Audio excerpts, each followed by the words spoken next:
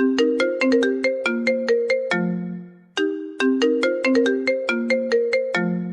অন্ধকার রুমে রুহানকে চেয়ারের সাথে বেঁধে রাখা হয়েছে। রুহান বারবার বাঁধনগুলো খোলার চেষ্টা করছে, কিন্তু প্রতিবারই তার চেষ্টা বিফলে যাচ্ছে। বারবার বলছে, কেউ আছেন? আমাকে এখানে কেন আনা হয়েছে? কি চাই আপনাদের? কিন্তু কারোর কোনো সাড়া শব্দ নেই। রুহান সেই বাঁধনগুলোর সাথে অনেকক্ষণ দস্তাদস্তি করার পর যখন কোনো কাজ হলো না, তখন সে হাল ছেড়ে দিয়ে চুপচাপ বসে থাকে আর অপেক্ষা করতে থাকে কারো আসার। প্রায় কিছুক্ষণের মধ্যেই রুহানের অপেক্ষার প্রহর শেষ হয়। দরজা ঠেলে কেউ রুমে প্রবেশ করে। দরজা খোলার শব্দে রুহান সামনে তাকায়, কিন্তু এতক্ষণ অন্ধকারে থাকার পরে বাইরে আলো আর সহ্য হলো না। সে চোখ খিচে বন্ধ করে ফেলল। পায়ের কদমের আওয়াজে ধীরে ধীরে বাড়তে থাকে। রুহান বুঝতে পারে কেউ একজন তার দিকে এগিয়ে আসছে। হঠাৎ একটি কণ্ঠ তার কানে ভেসে আসে। কেমন লাগছে এখানে? রুহান অনেক কষ্টে চোখ দুটো খুলে বলে, কে আপনি? কি চাই আপনার? কেন এনেছেন আপনি আমাকে এখানে? ছেড়ে দেন বলছি। আপনি হয়তো জানেন না আমি কে, আর আমি কি কি করতে পারি। আমি ভালো করে জানি তুই কে আর কি কি করতে পারিস। আর রইল তোকে এখানে কেন এনেছে তা তুই একটু পরে জানতে পারবি। উম, উম, মানে কি কি বলতে চাইছেন আপনি? আর কে আপনি? আমি কি বলতে চাইছি তা তুই ভালো করে বুঝেছিস। আর জানতে চাস আমি কে, তাই না? তা শুনে রাখ, আমি তোর জম। দেখতে চাইবি না তোর জম দেখতে কেমন? তখনই রুমের সকল লাইট জ্বলে ওঠে। চোখে আলো পড়ায় রুহান চোখ খিচে বন্ধ করে ফেলে। পরে আস্তে আস্তে চোখ সামনে যাকে দেখে তাকে দেখেই রুহানের চোখ ছানা ভরা। কেননা সামনে আর কেউ না, আরুষ দাঁড়িয়ে আছে। তাও আবার তার দিকে অগ্নি দৃষ্টিতে তাকিয়ে, যেন এখনই ওর চোখ দিয়ে আগুন ঝরে পড়বে। আরুষকে এইভাবে দেখে ভয়ে রুহানের গলা শুকিয়ে যায়। কপালে বিন্দু বিন্দু ঘাম জমতে থাকে। রুহান নিজেকে কোনো মতে সামলিয়ে বলে, এইসব কি হচ্ছে আরুষ? আমায় তুই কেন এখানে এভাবে বেঁধে রেখেছিস? যেতে দে আমায়। তোকে এখানে এক বিশেষ কারণে আনা হয়েছে। কা- কা- কি কি কারণ? আরে আরে তুই এত গামছিস কেন? আজ তো এত গরমও নয়, তার উপর রুমে তো ফ্যান চলছেই। তেমন কিছু না। তার আগে তুই বল, কেন আমায় এখানে এভাবে আটকে রেখেছিস? যেতে দে আমায়। ও তাই তো, কেন এনেছি তোকে আমি এখানে? মনে পড়েছে। তোকে তোর সকল অপকর্মের শাস্তি দিতে। আসলে তোর পাপের খরানা এখন ভরে গেছে, তাই তোকে তো এখন শাস্তি পেতেই হবে। কি বলছিস এসব? কিসের শাস্তি? কিসের কি? রুহানের এমন কথায় আরুষ রেগে যায় আর ধপ করে রুহানের হাতের ওপর নিজের হাত দুটো চেপে ধরে, বলে, কিসের কি, তাই না? হ্যাঁ, তুই ইনোসেন্ট কিভাবে সাজতে পারিস তুই? যেন তুই কিছুই করিসনি। কেন করলি তুই এইসব আমার আর সায়রার সাথে? কেন আলাদা করলি আমাদের, বল? হঠাৎ রুহান হু হু করে হেসে ওঠে আর তারপর বলে, তাহলে শেষ পর্যন্ত সায়রা তোকে সত্যিটা বলছে? কিন্তু তাতেও কি? আমার যা করার ছিল আমি করে ফেলেছি। তোদের দুজনের মাঝে এত ভুল বোঝাবুঝি সৃষ্টি করেছি যে এখন সম্পর্ক ফাটল ধরে গিয়েছে। আরুষ রুহানের হাত দুটো আরো চেপে ধরে বলে, কেন করলি এমন, বল? কেন করলি এমন? শুধুমাত্র তোর আর সায়রা থেকে প্রতিশোধ নিতে। তোর জন্য আমি সায়রাকে নিজের করতে পারিনি, নিজের করে পাইনি। সেই কলেজ লাইফ থেকে আমি ওকে ভালোবাসি, কিন্তু ও তোকে ভালোবাসতো। তুই বাদে অন্য কাউকে পাত্তা দিত না, সেজন্য ও আমায়ও পাত্তা দেয়নি, ইগনোর করেছে আমায়। রুহান চৌধুরীকে ইগনোর করেছে, সে ভাবা যায়? এইটা আমার ইগোতে লাগে। তাই চেয়েছিলাম ওকে পটাতে, তাই তোর সাথে বন্ধুত্বের নাটক করি। কিন্তু যখন আমি ওকে প্রপোজ করি, তখন তুই আর সায়রা মিলে আমায় পুরো ভার্সিটির সামনে অপমান করলি আর আমায় মারলি। তখন ওই জিদ চেপে বসেছিল যে তোকে আর সায়রাকে আমি আলাদা করে রাখবই। তাই তো আমি সায়রাকে ভয় দেখাই যে যদি ও আমার কথা না মেনে তাই তো আমি সায়রাকে ভয় দেখাই যে যদি ও আমার কথা না মানে তাহলে আমি তোকে শেষ করে ফেলবো। আর সায়রাও মেনে যায়। সক্ষম হই তোদের আলাদা করতে, কিন্তু তাতেও আমার মন ভরেনি। আমার যে তখন সায়রার উপর প্রতিশোধ নেওয়া শেষ হয়নি। তাই তো ওকে নিজের করতে চেয়েছিলাম আর নিজের কাছ থেকে শাস্তি দিতে চেয়েছিলাম, কিন্তু মাঝে তুই এসে আবার সায়রাকে কেড়ে নিলি। তাই তো তোদের দুজনকে আবার আলাদা করার চেষ্টা করি। তোর কানে ওর নামে বিষ দিতে থাকি। তোকে তো আমি এই বলে আরুষ রুহানকে ছেড়ে দিয়ে একটা স্টিক হাতে নেয় আর ওইটা দিয়ে রুহানকে ইচ্ছা মতো পিটাতে থাকে আর বলতে থাকে, আজ তোর জন্য আমরা দুজন এত কষ্ট পাচ্ছি। তোর জন্য আমি আমার সায়রাকে এত কষ্ট দিয়েছি, ওকে ভুল বুঝেছি, ওর সাথে বাজে বিহেভ করেছি। তোকে তো আমি ছাড়বো না, আজ তোকে মেরেই ফেলবো আমি। এই বলে আবার মারতে থাকে। মারতে মারতে একসময় ওকে রক্তাক্ত করে ফেলে। পরে একসময় ওকে ছেড়ে দেয় আর কাকে যেন ফোন করে আসতে বলে। কিছুক্ষণের মধ্যেই কয়েকজন পুলিশ এসে হাজির। আরুষ তাদের কিছু টাকা দিয়ে বলে রুহান যেন কঠিন থেকে কঠিনতম শাস্তি পায়, কোনোভাবেই যেন ছাড়া না পায়। পুলিশরা আরুষের কথা মতো রুহানকে নিয়ে যায় আর কঠিন থেকে কঠিন শাস্তি দেওয়ার ব্যবস্থা করে। এইদিকে দেখতে দেখতে আজ প্রায় 1 সপ্তাহ কেটে গেল। সায়রা এখন বেশ সুস্থ, সবই আরুষের কারণে। এই কয়দিন আরুষ সায়রার সাথে একদম ফেভিকলের মতো চিপকে ছিল। সায়রার সকল কাজ সে নিজে করে দিয়েছে। সায়রার কখন কি প্রয়োজন তার কি খেয়াল রেখেছে। এর মধ্যে অনেকবার সায়রা রাগ ভাঙার ট্রাই করেছে, কিন্তু পারেনি। তাও আরুষ নিজের প্রচেষ্টা চালিয়ে চলেছে। আজ সায়রাকে রিলিজ দেওয়া হবে। আরুষ সকল ফর্মালিটিস পূরণ করে সায়রার কেবিনে আসে। তারপর সায়রাকে নিজের সাথে নিয়ে যেতে নিলে সায়রা তার সাথে যেতে মানা করে দেয়। সে নাকি আরুষের সাথে আরুষের বাসায় যাবে না, বরং নিজের বাসায় যাবে। অনেক জোরাজুরির পরও আরুষ সায়রাকে মানাতে পারলো না। আর সায়রার বাবা মাও বলছিল ওদের সাথে যেতে, তাই কিছু বলতে পারলো না। সায়রা চলে গেল ওর বাবা মার সাথে। গাড়ি চলছে আপন গতিতে। সায়রা চোখ বন্ধ রেখে সিটে হেলান দিয়ে শুয়ে আছে। এমন সময় গাড়িটি জোরে ব্রেক মারে, যার ফলে সায়রা সামনে ঝুঁকে পড়ে। সামনে একটি গাড়ি দাঁড়িয়ে আছে। সায়রার বাবা বাইরে যায় দেখতে কি হয়েছে, সাথে তার মাও। কিন্তু অনেকক্ষণ যাবত তারা আর ফিরে আসে না। তাই সায়রা বাধ্য হয়ে বাইরে যায়। বাইরে গিয়ে দেখে তার বাবা মা নেই। সায়রা এই দিক ওই দিক খুঁজতেই থাকে। তখন একজন মাস্ক পরা লোক সামনে এসে দাঁড়ায়। সায়রা কিছু বুঝে ওঠার আগেই ওর মুখে কি যেন স্প্রে করে। হঠাৎ সায়রার মাথা ঘুরতে থাকে আর চোখ দুটো বন্ধ হয়ে আসে। সায়রা যখন পড়ে যেতে নেয় তখন সেই ব্যক্তিটি ওকে ধরে ফেলে। তারপর ওকে নিচের গাড়িতে বসিয়ে গাড়ি স্টার্ট দেয়। পুরো রুম অন্ধকারে আচ্ছন্ন। বাইরে থেকে আসা সোডিয়াম লাইটের আলোয় আলোকিত হচ্ছে রুমটি। সেই রুমের মধ্যেই সায়রাকে একটা বেডে শুয়ে রাখা হয়েছে। কিছুক্ষণ আগে তার জ্ঞান ফিরেছে, কিন্তু চোখ খুলতে পারছিল না। অনেক কষ্টে সে আধো আধো চোখ খুলে মেলে।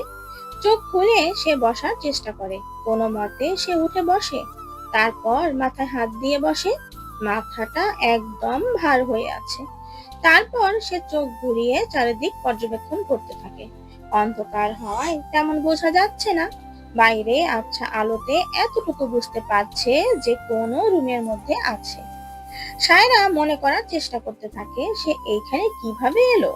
তখন তার মনে পড়ে সে তো ওর বাবা মার সাথে বাসায় যাচ্ছিল। পরে রাস্তার কিছু লোক এসে তাদের ঘিরে ধরে, আর পরে কি হয় তা তার মনে নেই। যখন সে এসব চিন্তা করছিল তখনই সে দরজা খোলার আওয়াজ পায়। সায়রাও সেই দিকে স্থির দৃষ্টিতে তাকায়। দরজা খুলে কেউ যেন লাইটটা অন করলো। সামনে থাকা ব্যক্তিটিকে দেখে সায়রা ভড়কে যায়। সে অবাক হয়ে সামনে থাকা ব্যক্তিটির দিকে তাকিয়ে আছে আর বলে, আরুষ, হ্যাঁ, সামনে থাকা ব্যক্তিটি আরুষ। সে কিডন্যাপ করেছে সায়রাকে। আরুষ ধীর পায়ে সায়রার সামনে যায়। তারপর ওর পাশে বসে। এতে সায়রা কিছুটা সরে বসে। এতে আরুষ এক তাচ্ছিল্যের হাসি দেয়। তা দেখে সায়রার গা জ্বলে যাচ্ছে। কেন তখন বলে ওঠে, তোমার সমস্যা কি? আমাকে কোথায় নিয়ে এসেছো? আমি কোথায়? আমাকে কেন এনেছো এখানে? আরে আরে, আস্তে আস্তে। একসাথে এত প্রশ্ন করলে কোনটা রেখে কোনটা উত্তর দেবে শুনি? ফাজলামো করতেছো? কোথায় আমি, আর কেন আনছো আমায় এইখানে? কোথায় আনছি তা তো জানি না, বাট কেন আনছি এটা বলতে পারি। আরুষ সায়রার দিকে একটু ঝুঁকে একটা মিষ্টি হাসি দিয়ে বলে, আমি তোমায় এখানে হানিমুন করতে আনছি। যেহেতু আমাদের হানিমুন করা হয়নি, তাই ভাবলাম হানিমুনটা আগে সেরেই ফেলি। কি বলো? চোখ টিপ দিয়ে বললাম। মজা করতেছো আমার সাথে? আর এইসব করে কি প্রমাণ করতে চাইতেছো যে তুমি আমায় অনেক ভালোবাসো? প্রমাণ করতে চাইবো কেন? আমি তো তোমায় ভালোবাসি। ভালোবাসো? ভালোবাসলে আমার কথাগুলো শুনতা, আমায় ভুল বুঝতা না, আমায় এমন চরিত্রহীনা বলতে পারতা না। এইসব এই জন্যই তো করতেছো, যাতে তোমার কাছে ফিরে আসি। তাহলে শুনে রাখো, আমি আর ফিরছি না তোমার কাছে, কেননা তোমার সাথে আমার মতো চরিত্রহীনা মেয়েকে মানায় না। সে যাই হোক, আমি এখন বাসায় যাব, যেতে দিন আমায়। এই বলেই বেডে থেকে রেগে তাড়াতাড়ি করে নামতে লাগলো সায়রা।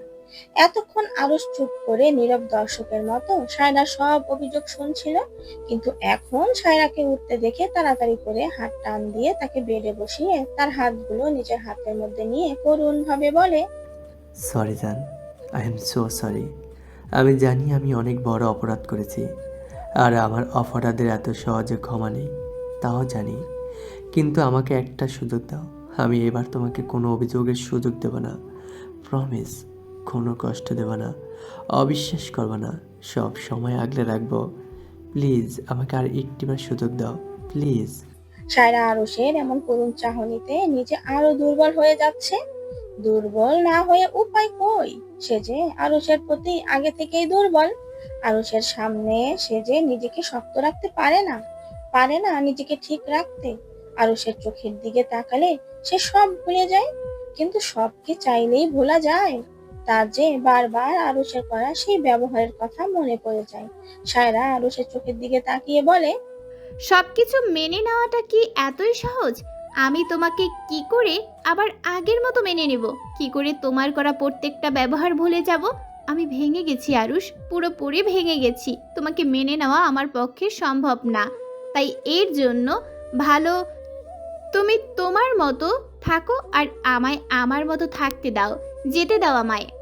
আরুষের হাত থেকে নিজের হাত ছাড়িয়ে উঠতে নিলেই পেছন থেকে আরুষ সায়রার হাত আটকিয়ে বলতে লাগে, তুমি আমাকে ছেড়ে কোথাও যেতে পারবে না, আমি তোমাকে যেতে দেব না।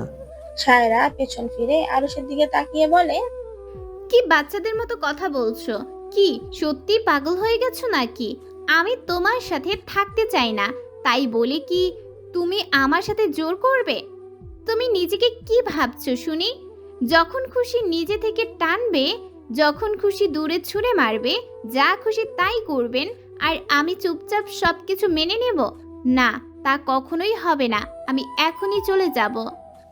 এই বলে সায়রা চলে যেতে নিলে আরুষ সায়রাকে টান দিয়ে নিজের কাছে এনে নিজের কোলে বসায়। পেছন থেকে সায়রার কোমর জড়িয়ে ধরে নিজের সাথে মিশিয়ে নেয়।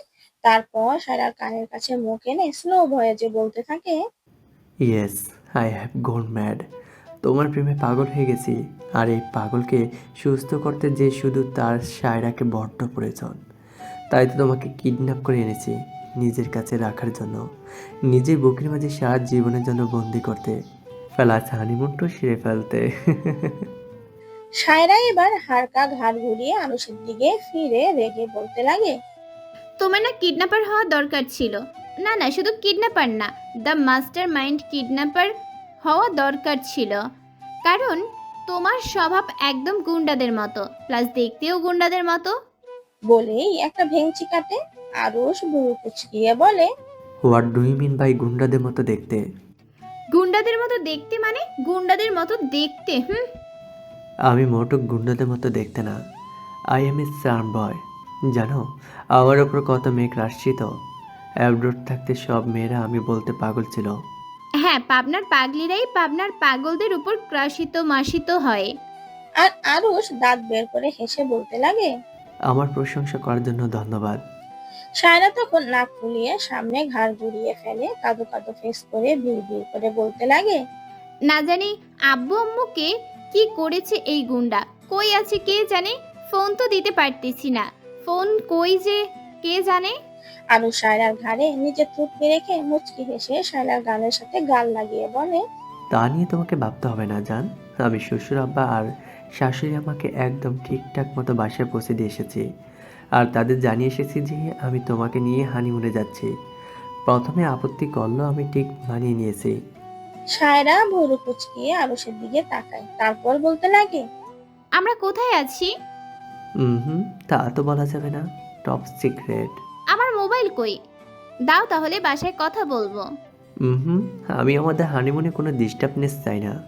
আর এমনিও ফোন আমার কাছে আর আমার কাছেই থাকবে, কারণ আপনার কাছে থাকলেই আমার থেকে পালানোর চেষ্টা করবেন, যা আমি চাই না। সায়রা বিড়বিড় করে বলতে থাকে। গুন্ডা জানি কোথাকার। তোমার জামাই এই। হ্যাঁ, আমাকে যে এইখানে আনলা ভালো কথা, কিন্তু এখন আমি পরবোটা কি? জামা কাপড় তো কিছুই আনি নাই, এখন ফ্রেশ হয়ে কি পরবো শুনি?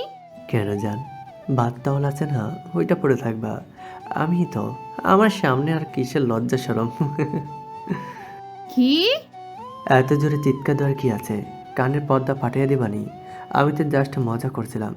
আমি আসার আগে সব কিছু বাসা থেকে নিয়ে আসছি। কাবার্ডে তোমার আর আমার ড্রেস আছে, যাও গিয়ে ড্রেস চেঞ্জ করে ফ্রেশ হয়ে আসো, ততক্ষণ আমি খাবার অর্ডার দিয়ে আসি। হ্যাঁ, ফাজিল পোলা। এই বলে সায়রা ধুম ধুম করে কাবার থেকে ড্রেস বের করে ওয়াশরুমে চলে যায় আর ঠাস করে দরজা লাগিয়ে দেয়। তা দেখে আরুষ নিজের বুকে হাত দিয়ে বলে। বাইরে ভাই, এই মাইয়া তো এখন একদম বোম হয়ে আছে, কখন যে ফাইটে যায় কে জানে। কিন্তু যত যাই হোক, হার মানলে চলবে না। সায়রা যদি বোম হয় তাহলে আমিও সেই বোমের জামাই। সায়রাকে কিভাবে নিজের কাছে রাখতে হয় তা আমি ভালো করে জানি। After all she is my one and only wife. এই বলে একটা ডেভিল স্মাইল দেয় আর রুমে থেকে বেরিয়ে যায়। সায়রা আর আরুষের খাওয়ার শেষে সায়রা সব গুছিয়ে রুমে যায়। রুমে ঢুকতেই যা দেখলো তাতে সায়রা জোরে এক চিৎকার দিল। আ সায়রার চিৎকার শুনে আরো হতভম্ব হয়ে তাড়াতাড়ি সায়রার কাছে আসে আর ওকে বলে। কি হয়েছে? এমনভাবে চিৎকার দিলে কেন? কোথায় ব্যথা পাওনি তো? সায়রা কিছু না বলেই আরুষকে ঝাপটে ধরে। এতে আরুষ খানিকটা শকড হয়, কেননা সায়রা তো নিচ থেকে কাছে আসার মানুষ না। আরুষ সায়রার মুখে তাকিয়ে দেখে ওর চোখ মুখ ভয়ের ছাপ স্পষ্ট।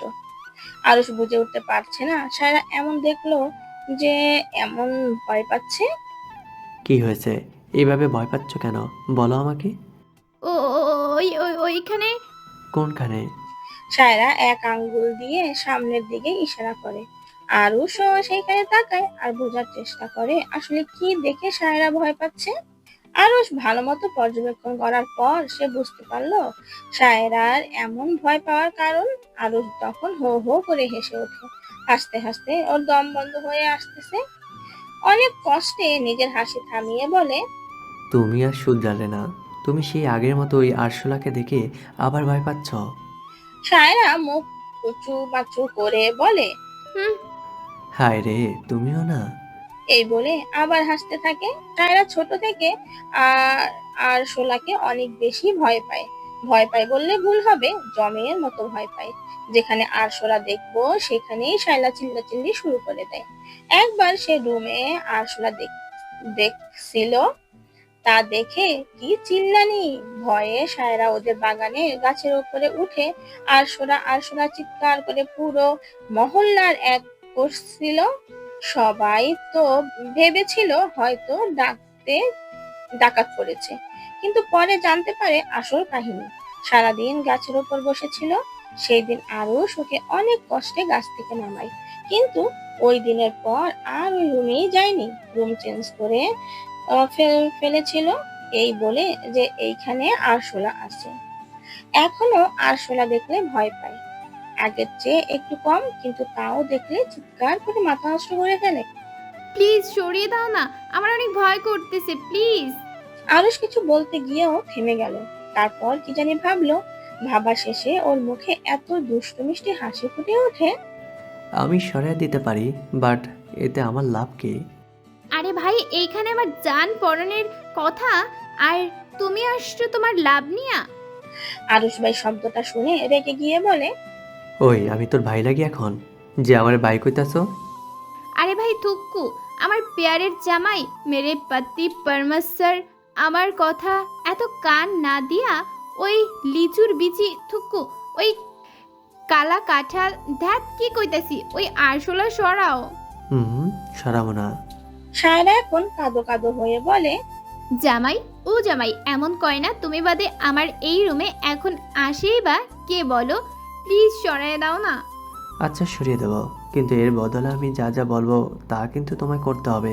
তুমি যা বলবো তাই করবো, পারলে আকাশের নক্ষত্র থুক্কু তারা আইনা দিমো, তাও সরাইয়া দাও প্লিজ প্লিজ। সায়রা নিজের মধ্যে নেই, ও কি বলছে না বলছে তার কোনো জ্ঞান নেই।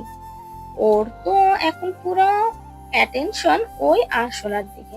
যেমনই হোক ওইটা সরাইতেই হবে, জান দিয়ে হইলেও সরাইতে হবে। মনে থাকে যেন। প্লিজ সরাও, আমার ভয় করতেছে।